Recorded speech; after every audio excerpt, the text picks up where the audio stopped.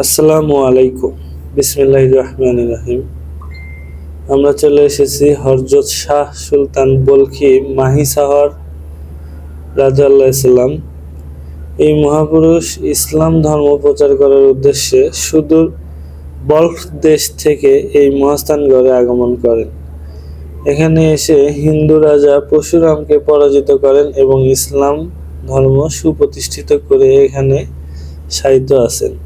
এটাও বগুড়া মহাস্থানগড়ে অবস্থিত। বগুড়া চার মাথা অথবা সাত মাথা যেখানেই নামেন ওখান থেকে সোজা এখানে আসা যায়। অটো এবং অটো খুব কম, এখন সিএনজি যোগে আসা যায় এই মাজার শরীফে।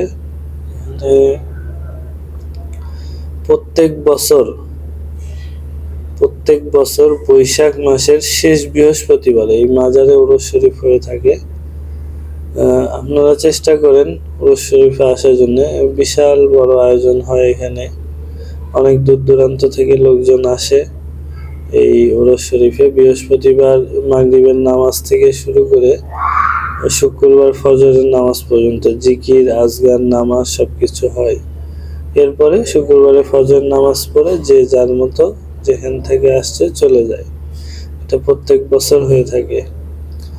আমিও কয়েক বছর এখানে উপস্থিত ছিলাম আমার দাদার সাথে। আমার দাদা এখানকার মুরিদ, পীর সাহেবের মুরিদ আমাদের উত্তরবঙ্গে প্রচলিত আছে, সব জায়গায় আছে, আমাদের এইদিকে একটু বেশি।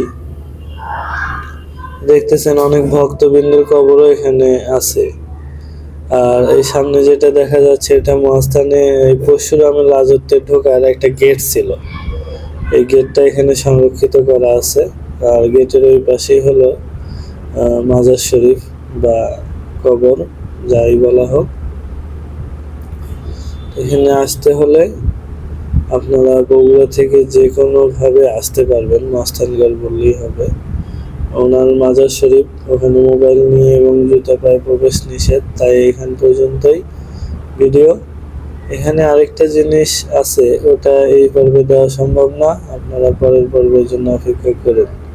ওনার পরিচিত এখানে লেখা আছে, পরিচিতি কিভাবে কি।